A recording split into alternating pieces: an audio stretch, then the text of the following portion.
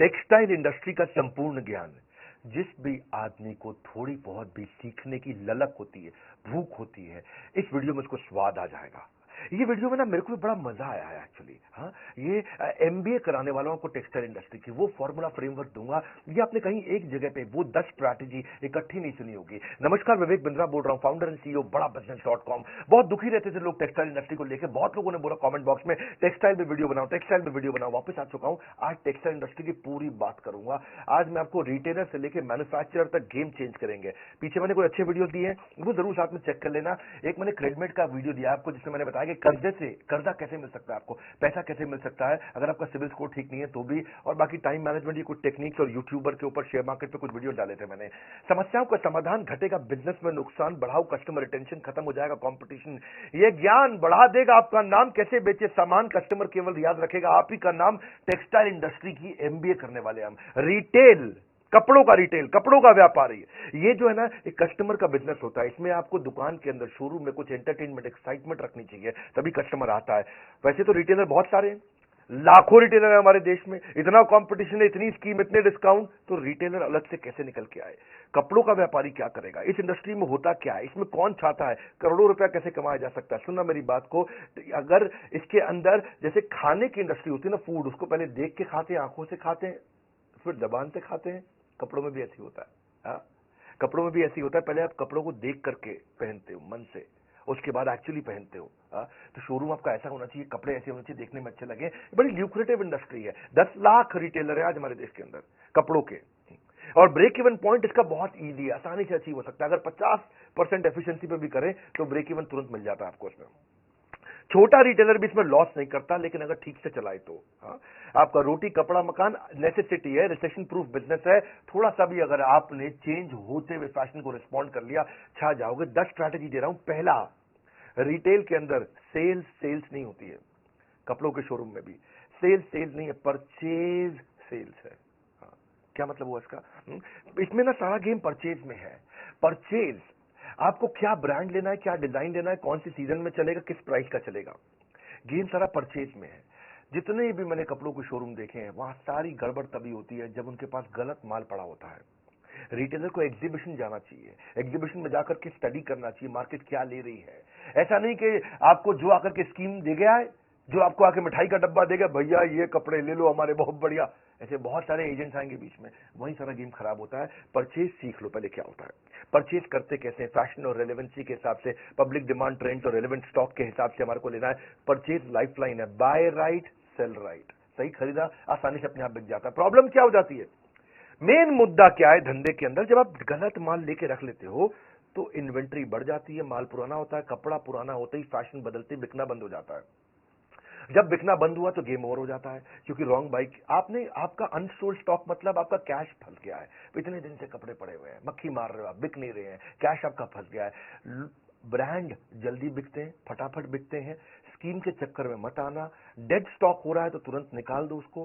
Y analysis करो, मेरे साथ ऐसा क्यों हो रहा है, क्या मैं गलत डिजाइन ले रहा हूं, क्या मैं महंगा या बहुत सस्ता ले रहा हूं, क्या मेरा सेल्समैन ठीक नहीं है, या मैं डिस्प्ले अच्छे से नहीं कर पा रहा। बेसिकली यही 4 प्रॉब्लम होती है, डिजाइन की, प्राइस की, सेल्समैन की और डिस्प्ले की। ये 4 चीजें ध्यान रखनी अपने जरूरी है।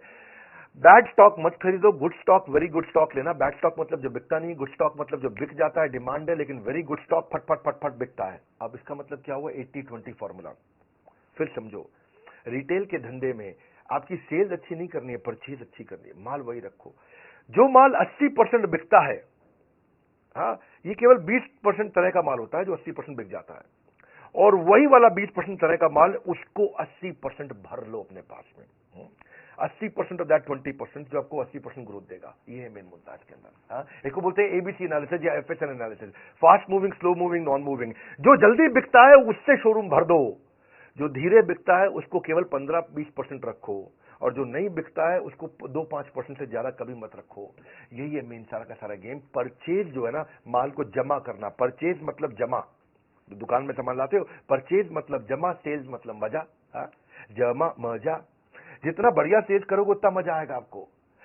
लेकिन क्या है, जब आपका अगर जब जमा राइट है तो sales becomes easy and light. When the जमा इज राइट, यानी कि purchase is right, sales becomes easy and light. But when जमा इज रॉन्ग, गलत सामान ले आए, sales delays for very long. मुद्दा यही है। व्हेन जमा is right sales becomes easy and light, when जमा is wrong sales delays for very long.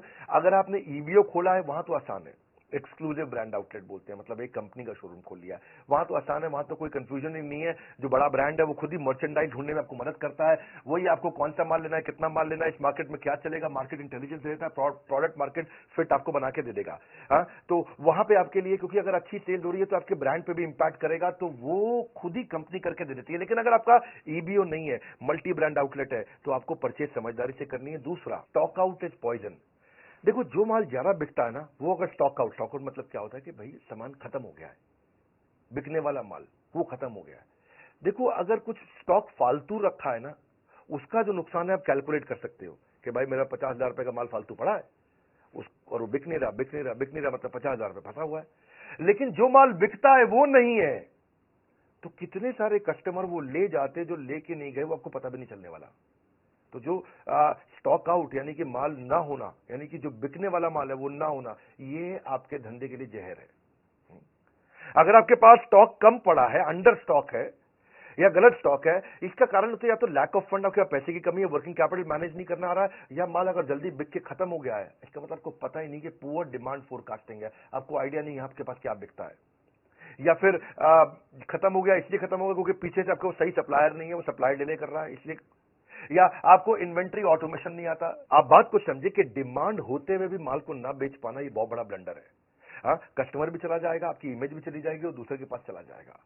तो आप क्या करिए, परेटो प्रिंसिपल जो मैंने बताया था, जो 20% माल 80% बिकता है, उस माल का हर महीने फ्रेश बाइंग करते रहो, शोरूम नया लगेगा। आप फ्रेश बाइंग हर महीने करते रहो, शोरूम नया लगेगा। आपको वर्किंग कैपिटल मैनेज करनी आनी चाहिए, आपको ट्रेंड और फैशन पकड़ में आने चाहिए। आप या तो ईबीओ खोल लो, दो पाए, या तो एक्सक्लूसिव ब्रांड आउटलेट खोल लो। भाई जिस कंपनी, वो कंपनी खुद ही बता देगी क्या बिकता है क्या नहीं बिकता, उसके पास ईआरपी है, सॉफ्टवेयर है, बता देगा। और आप ईबीओ नहीं खोलना चाहते, अपना ही एमबीओ चलाना चाहते हो, तो फिर ईआरपी खुद लगा लो। रेडी सोल्यूशन आजकल ईआरपी के बहुत सारे आ रहे हैं, वो लगा लो, काम हो जाएगा। तीसरी स्ट्रैटेजी पे ध्यान देना, लोकेशन जो है ना, इसमें बड़ा गेम चेंजर है। आपके शोरूम का, आपके स्टोर का, आपकी कंपनी का लोकेशन कहां पे है, फिजिकल लोकेशन से बात बनती है। भैया अगर लोकेशन कमजोर है, कस्टमर ही नहीं आ रहा, तो बेकार है। आपका जो प्राइमरी कस्टमर है ना, जो 60 से 80% कस्टमर वैसा होता है जो माल खरीदता है। सेकेंडरी मतलब 15% कस्टमर ही कभी कभी लेता है। टर्शरी मतलब वो कस्टमर जो माल खरीदता ही नहीं है। इसका कैलकुलेशन करना सीख लो, ये कैसे मिलते हैं, इसके कुछ तरीके होते हैं, ये मिलते कैसे हैं, क्या फैक्टर होते हैं। आप जहां दुकान खोल रहे हो वहां कस्टमर आपके काम के रहते कितने हैं, वो पढ़े लिखे कितने हैं, यहां पे चलने वाले पैदल ग्राहक कितने घूमते हैं, इनकी उम्र क्या है, जो प्रोडक्ट आप बेच रहे हो वो उस उम्र के लोगों को देना है कि नहीं देना है, किस प्रोफेशन के लोग रहते हैं आसपास। कुछ इलाके होते हैं जहां व्यापारी ज्यादा रहते हैं, कुछ इलाके होते हैं जहां अपार्टमेंट होती है, सोसाइटीज होती है, हाई राइज टावर में नौकरी करने वाला ज्यादा होते हैं। इनकम ग्रुप कैसा है, लाइफस्टाइल कैसा है, धर्म क्या है उनका, प्राइवेट व्हीकल उनके पास है कि नहीं है, उनकी स्पेंड करने की क्षमता कितनी है। आसपास जहां आपने शोरूम खोला है वहां कोई मेट्रो जाती है क्या, वहां कोई बस जाती है, ऑटो आता है, पब्लिक ट्रांसपोर्ट है वहां पे। ये चीजों को देखो तब आपको समझ में आएगा यार, यहाँ लोकेशन ठीक है, यहाँ माल अपने को शोरूम खोल देना चाहिए। चौथी स्ट्रैटेजी बड़ी कमाल का गणित दूंगा इसमें मैं, ये रियल कंटेंट है भाई साहब। हाँ, brand gives you better inventory turnover. क्या मतलब हुआ बेटर इन्वेंट्री टर्नओवर? मतलब बेटर आरओआई। इसका मतलब समझो, केस स्टडी से समझाता हूं। मोबाइल के दो ब्रांड लेते हैं, जियोनी और शाओमी। जो दुकानदार है ना, उसको शाओमी केवल 4% मार्जिन देता है, जियोनी 12% मार्जिन देता है। लेकिन फिर भी कौन, मतलब कमाई किसमें जा रहा है, जियोनी में कि शाओमी में? जियोनी में। जियोनी 12% दे रहा है। हाँ, यानी कि आपने 1 लाख रुपए का मोबाइल बेचा जियोनी का, तो आपको 12,000 रुपए कमा लोगे। शाओमी का 1 लाख रुपए का मोबाइल बेचा तो केवल 4,000 रुपए कमाओगे। तो आदमी कहे भाई जियोनी ज्यादा रख लो, लेकिन वो शाओमी रखता है ज्यादा। पूछो क्यों? क्योंकि समझो यहां पे दो आपके बड़े अच्छे से खाने बने हुए हैं जहां आपने मोबाइल रखे हुए है कि नहीं, रैक अंग्रेजी में बोलते हैं। यहां 1 लाख रुपए का जियोनी पड़ा है, यहां 1 लाख रुपए का शाओमी पड़ा है। जियोनी 1 लाख रुपए का पूरे महीने में एक ही बार बिकेगा, यानी कि एक महीने में 1 लाख रुपए का आपने जियोनी बेच लिया, तो आपको उस पर कितना बच गया? 12% के हिसाब से 12,000 रुपए बच गया। लेकिन शाओमी इतनी तेज बिकता है, इतना ज्यादा बिकता है, इतना ज्यादा बिकता है कि ये 1 लाख रुपए का माल बिक गया, फिर आपने खरीदा, फिर बिक गया, फिर आपने खरीदा, फिर बिक गया, फिर आपने खरीदा। आपने फंसाया तो 1 ही लाख है, लेकिन ये 10 बार बिक गया। इधर 1 लाख का माल 1 बार बिका, शाओमी का 1 लाख का माल 10 बार बिक गया। शाओमी दे तो रहा था 4%, लेकिन उस 1 लाख पे आपने 4% 10 बार कमा लिया। यानी कि आपने यहां 40,000 रुपए कमाया और यहां आपने 1 लाख पे केवल 12% देखने में अच्छा था, पर ये एक ही बार बिका तो आपने 12,000 कमाया। तो इस 1 लाख पे अपने महीने में 12,000 रुपए कमाया, इस 1 लाख पे महीने में आपने 40,000 रुपए कमाया, क्योंकि माल 1 ही लाख का रखा था, बिक रहा है, आ रहा है, बिक रहा है, जा रहा है। आप तो 1 ही लाख का माल फंसाते हो ना, अपना पैसा तो 1 ही लाख फंसाया दोनों जगह पे आपने, पर ये कम बार बिका जियो नहीं, तो यानी कि 1 बार बिकने पे आपको 12,000 कमा के दिया, 10 बार 1 लाख का माल बिकने के कारण आपको 40,000 रुपए कमा के दिया। इसको बोलते हैं आरओआई। इसका मतलब क्या भैया? मतलब ये है कि अगर आप अच्छा ब्रांड रखोगे तो वो आपका ब्रांड बना देगा, और लोकल आइटम रखोगे तो आपको भी जिंदगी भर लोकल बनाए रखेगा। माल वो रखो जो अपने आप बिकता हो, मार्जिन थोड़ा मात्रा कम भी हो तो भी चल जाता है, आप आरओआई बहुत अच्छी कमा लेते हो, बहुत बढ़िया कर लेते हो। इसमें ना आप, मैं साधारण भाषा में समझाना पसंद करता हूं। ये जोनी शाओमी के आइडिया से आपको समझ में आ गया होगा। कपड़ों में मामले में भी ना, कोई लोकल लल्लू लाल कपड़ा मत रखो, ठीक ब्रांड का कपड़ा रखोगे। हाँ, लल्लू लाल हो सकता है आपको 50% मार्जिन दे दे, ब्रांड आपको 30% मार्जिन दे, पर आप ब्रांड में ज्यादा कमा जाओगे, जल्दी जल्दी बिकता है। हाँ, स्टॉक बहुत तेज घूमता है। और ये अगर फंसा रह गया ना आपका, जियोनी फंसा रह गया, तो जियोनी 3G था, टेक्नोलॉजी 4G आ गई, मोबाइल बेकार हो गया। भाई उसका रैम कम था और नया रैम आ गया, ज्यादा रैम वाले मोबाइल आ गए, टेक्नोलॉजी बेकार हो गई, मोबाइल बेकार हो गया। पड़े पड़े मोबाइल पुराना बेकार हो जाएगा, आपकी जिंदगी बेकार हो जाएगा। आपका भाई क्या हो गया, क्या करूं, फंस गया मैं, मक्खी मार रहा हूं उसके बैठ के। एक और फॉर्मूला समझो आप, इसको बोलते हैं stock rotation formula. Stock rotation formula क्या, इसे समझ में आ जाएगी आपको बात। अगर आप बिल्कुल पढ़े लिखे नहीं हो ना, तो भी ये फॉर्मूला समझ में आ जाएगा आपको। हाँ, मैथमेटिक्स तो छोड़ो, अगर आपने खाली 10वीं छोड़ो, 8वीं छोड़ो, 5वीं तक पढ़ाई करिए, इतना इजी कर दूंगा। सेल्स अपॉन स्टॉक का मतलब क्या है? आपने सेल्स करी 2 करोड़ की और माल आपने 1 करोड़ का खरीदा, यानी कि साल के एंड में आपके पास 1 करोड़ का माल बचा, लेकिन साल के एंड तक आपने सेल 2 करोड़ की कर दी। कैसे करी होगी? ऐसी करी ना कि भाई माल गया आया, गया आया, तो आपने माल आपने 2 बार मंगा लिया। तो आपका जो फंसा था 1 ही करोड़ फंसा था, लेकिन माल आपने 2 बार बेच दिया। आप, कई लोग इतने समझदार होते हैं, इतने समझदार होते हैं कि 1 करोड़ लगा करके 5 करोड़ की सेल कर देते हैं, और कई एक्सट्रीमली बेस्ट होते हैं, वो 1 करोड़ लगा करके 1 करोड़ का माल साल में 10 बार बेच देते हैं। यानी कि कपड़ों के शोरूम में उसको बोलेंगे 10 करोड़ अपॉन 1 करोड़, यानी कि उसका स्टॉक रोटेशन 10 बार हो गया है। आप समझो, तो इसको ऐसे समझो भाई, कुछ दुकानदार पुराना माल पड़ा है, वो थान में लिपटा हुआ है, उस पर दाग पड़ जाते हैं, जीन्स रखते हैं, किसी लोकल शोरूम में जाओगे दुकान पे, वहां जीन्स जब वो खोल के निकालेगा ना, तो उसके घुटनों से जहां फोल्ड करी थी जीन्स, उसमें लाइन सी आ जाती है। देखिए आपने कभी कभी ब्राउन सी, भूरे रंग की लाइन आ जाती है, क्योंकि माल पड़ा हुआ है, उसका स्टॉक रोटेशन नहीं हो रहा, पुराना माल पड़ा हुआ है, खराब हो गया उसका माल, फैशन बदल चुका है, माल पड़ा हुआ है। वही चक्कर है। आपने अगर 1 करोड़ का माल 10 बार बेच दिया तो आपका स्टॉक रोटेशन 10 है। इसको आप ऐसे समझो फॉर्मूला से आसानी से, कि 1 करोड़ का माल अगर आपने 30% मार्जिन पे साल में 1 ही बार बेचा तो आपको 30 लाख रुपए बचा। लेकिन आपने दूसरी तरफ 1 करोड़ का माल साल में 5 बार बेच दिया, जल्दी जल्दी बेच दिया, 30% की जगह खाली 20% मार्जिन कमाया, तो 20% मार्जिन आपका 1 करोड़ का होता है 20 लाख, लेकिन 5 बार बेच दिया, यानी कि 20 लाख मल्टीप्लाइड बाय 5, 1 करोड़ रुपया। यहां 30% मार्जिन के साथ आपने 30 लाख कमाया, 20% मार्जिन के साथ आपने 1 करोड़ कमा लिया। वो 30 लाख कमा रहा साल में, 1 करोड़ कमा रहा साल में। एक ही अमाउंट फंसाया दोनों ने, इन्वेस्टमेंट दोनों की बराबर थी, पर उसकी बेचारे की कमाई साल के एंड में 30 लाख है, इसकी कमाई साल के एंड में 1 करोड़ है। ये मजा मार रहा है। इसके लिए करना क्या हुआ? समझ में तो आ गया आपको? 4 महीने पुराना माल खरीदी के भाव पे बेच दो। अगर कोई जीन्स लेके आए थे आप 500 रुपए की, 4 महीना हो गया है, अब 500 में बेच देना भाई, 800-900 का खाब छोड़ दो, अब 700 में मत बेचो, 500 में बेच दो, 4 महीना हो गया। लेकिन अगर 6 महीने तक सामान पड़ा रह गया कपड़ा आपके पास कोई, तो 500 की जगह 450 में बेच दो, कोई दिक्कत नहीं है, 430 में बेच दो, कोई दिक्कत नहीं है, पैसे छुट्टे हो जाएंगे।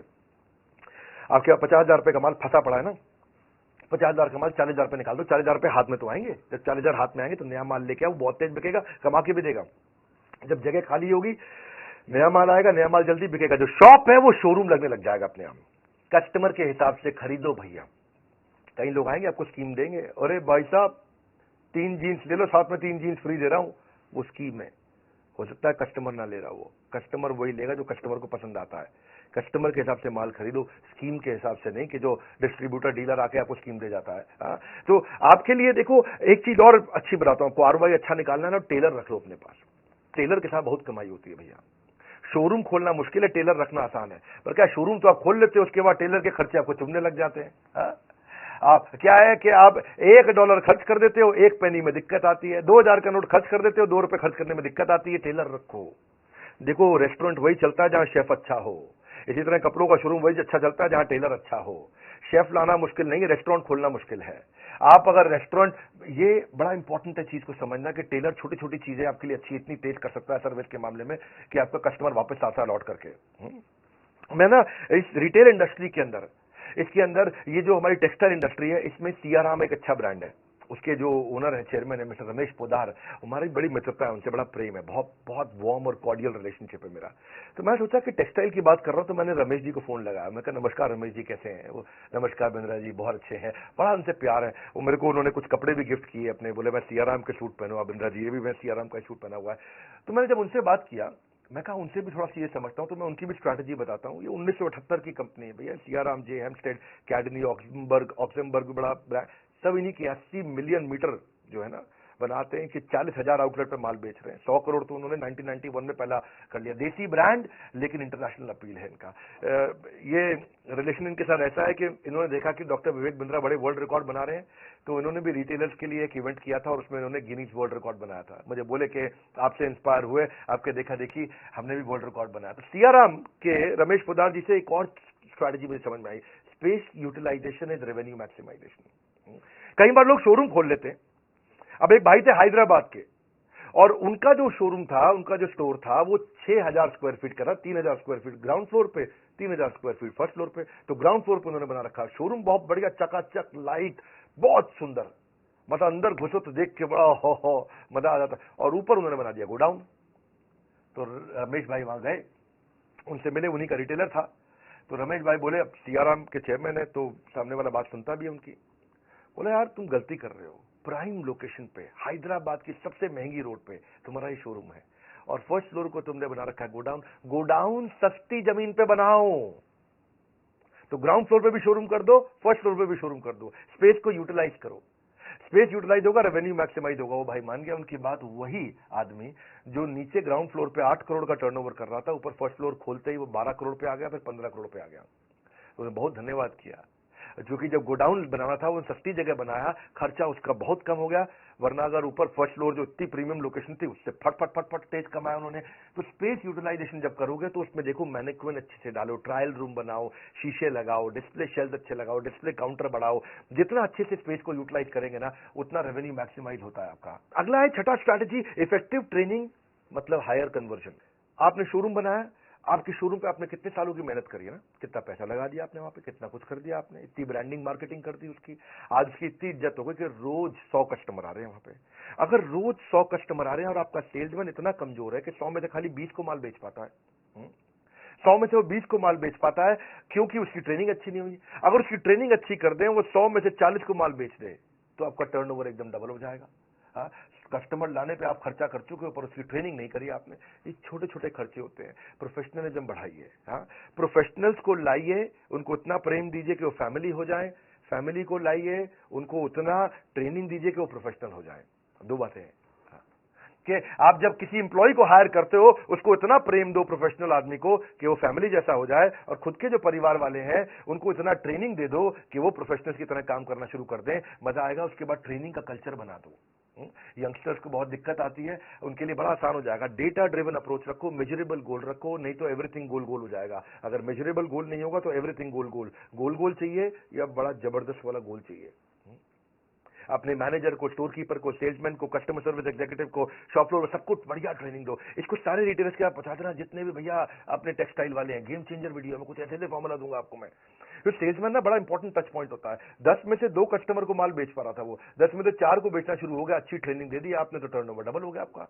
तो आपका जो शॉप फ्लोर है वो बहुत इंपॉर्टेंट एरिया है। उसको आप फीचर वर्सेस बेनिफिट की ट्रेनिंग दो। भाई कपड़ों का फीचर मत बताओ, बेनिफिट बताओ। उसको प्रोडक्ट की origin, history, accessories, catalogue, prices, कपड़ों के डिफरेंट साइजेज, यूके का साइज ये है, यूएस का साइज ये है, मेन का साइज ये है, वुमेन का साइज ये है, फैब्रिक का उसको एक्सपीरियंस हो जाना चाहिए, कॉम्पिटिटर क्या प्रोडक्ट बेच रहा है, कॉम्पिटेटिव एडवांटेज क्या उसको समझ में आ जाना चाहिए, एटिकेट्स के साथ बात करें, रैपो बिल्डिंग, रिलेशनशिप बना करके माल बेचे, कस्टमर के बाइंग बिहेवियर को पहचाने। डिफिकल्ट गुस्से वाला कस्टमर आ गया, एकदम चिड़ा हुआ, नक चढ़ा,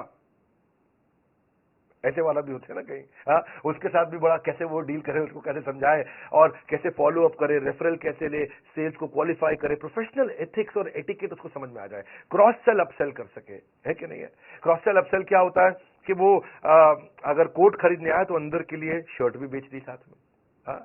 अगर वो ट्राउजर लेने आया तो ट्राउजर के साथ में आपने सॉक्स भी बेच दी उसको, आपने अगर वो स्कर्ट लेने आई है तो आपने साथ में टॉप भी बेच दिया उसको, तो इसको क्रॉस सेलिंग। अप सेलिंग क्या है, अगर वो 2000 वाला ले रहा है तो उसको 2000 की जगह 3000 वाला माल बेच दिया, एस्पिरेशनल सेलिंग कर दिया। कस्टमर का मन कैसे मोह ले ताकि सेल्स अपने आप ही हो ले, हाँ, कस्टमर का मन कैसे मोह ले सेल्स अपने आप ही हो ले, इससे आपका आरओआई निकल के आएगा, गेम चेंजर है। सातवीं strategy, keep an I on KPI. KPI मतलब की परफॉर्मेंस इंडिकेटर। कुछ फॉर्मूलाज रखने चाहिए अपने स्टाफ के साथ, अपने ऊपर भी रख सकते हो। बेटा झूठ बोल सकता है, डेटा झूठ नहीं बोल सकता। फॉर्मूला क्या है आपको पता, भैया मैं गैस नहीं देता, मैं ये नहीं बोल रहा जॉन लगा दो, मेहनत कर लो, खून पसीना एक कर लो, एड़ी चोटी का जोर लगा दो, ये सब बोल रहा हूं क्या मैं? फालतू मोटिवेशन नहीं मेरे भाई, रियल फॉर्मूला। बिजनेस के मामले में डॉक्टर विवेक बिंद्रा के चैनल पे आ जाओ, बड़ा बिजनेस, बस बस बस इतना ही। केपीआई मतलब डेटा ड्रिवन काम करना है। कैसे करना है आपको? डेटा ड्रिवन का मतलब है जैसे ना आप कुछ फॉर्मूला चेक करो, प्रॉफिट पर स्क्वायर फीट। अगर आपका 1000 स्क्वायर फीट का शोरूम है, आपका 1 लाख रुपए का प्रॉफिट हो रहा है, तो 1 लाख को 1000 से डिवाइड कर दो, आपको पता चल जाएगा प्रॉफिट पर स्क्वायर फीट कितना आ रहा है। फिर वो बेंचमार्क से उसको इंप्रूव करो। एवरेज ट्रांजैक्शन वैल्यू, जितने लोग आ रहे हैं, मेरा नाई है ना, बाल काटने आता था मेरे, उसके यहाँ एवरेज ट्रांजैक्शन वैल्यू जो थी 200 रुपए की थी। मैंने उसको बताया कैसे कॉम्बो बना दे और average transaction value, average order value को 500 रुपया कर दे। उसने कॉम्बो बनाना शुरू किए। जो कस्टमर बढ़ाना मुश्किल है, लेकिन उसी कस्टमर से ज्यादा पैसा लेना आसान है। तो 200 में जो बाल काटता था, शेव करता था, उसने बोला मैं मसाज के साथ में बाल भी फ्री कर रहा हूं काटना, शेव भी फ्री कर रहा हूं, ये भी कर रहा हूं। तो लोग जो है ना, मैं उसको बताया कि ऐसा करो, सेल्फी ले ले यार, एक थीम उसको दिया, वो बहुत चल गया उसको, भाई मजा आ गया, है कि नहीं। लोगों ने वो 200 की जगह 500 का माल लेना शुरू कर दिया। इसको बोलते हैं एवरेज ट्रांजैक्शन वैल्यू।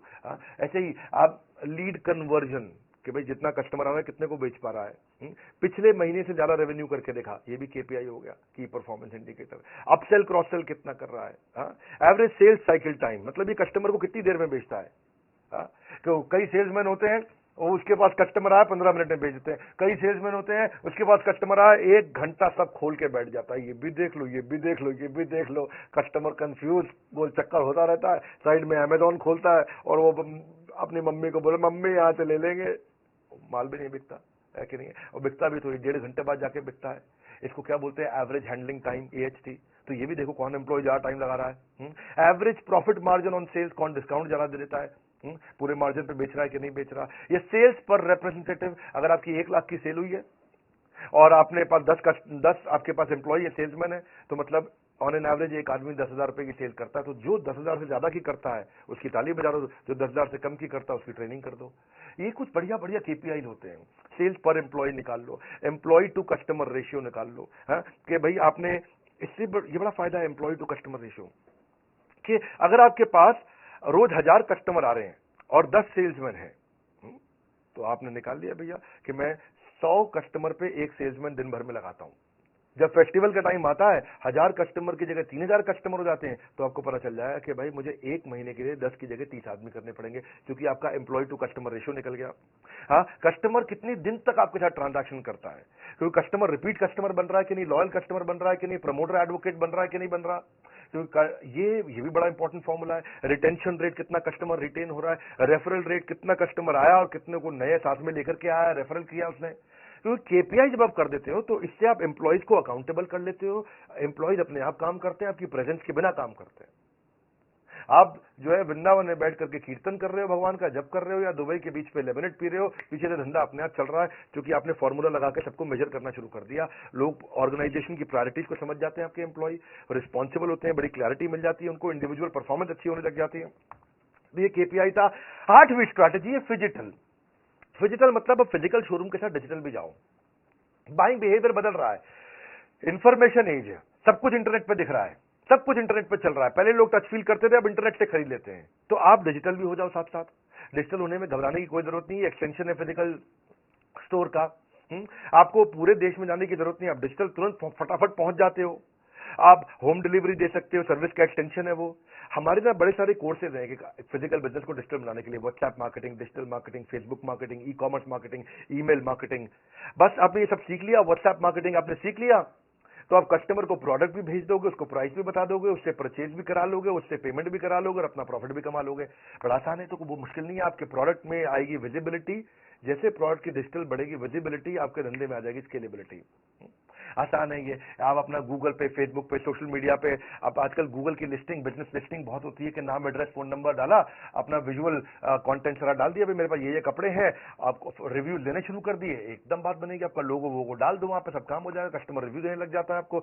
इससे आपको लीड मिलेगी, विजिबिलिटी मिलेगी, डिस्प्ले मिलेगा, बहुत अच्छा है ये। आपके मार्जिन अपने आप बढ़ जाते हैं, बीच में सारे इंटरमीडिएटरी खत्म हो गए, इसको कमीशन दो, उसको कमीशन दो, कुछ नहीं, सीधा कस्टमर को माल बेचो, 365 दिन आप बेच सकते हो। क्योंकि इंटरनेट तो आपका रात को भी चलता है, दिन में भी चलता है। शोरूम तो आपका खाली दिन में खुलता है, इंटरनेट तो आपका रात को 2 बजे भी इंटरनेट पे दुकान खुली है, आपकी दुकान इंटरनेट पे सुबह 4 बजे भी खुली है, 26 जनवरी पे भी खुली है, 15 अगस्त को भी खुली है। इंटरनेट पे तो आपकी दुकान हर समय खुली हुई है। तो इसको सीखो आकर के, हमारे भी कोर्सेज हैं बहुत सारे, इसके ऊपर आप ज्वाइन कर सकते हो, बोर्ड लाइन नंबर पे फोन करके। बहरहाल 9वीं स्ट्रैटेजी, अगर आपको ईबीओ का मतलब क्या है? ईबीओ मतलब एक्सक्लूसिव ब्रांड आउटलेट।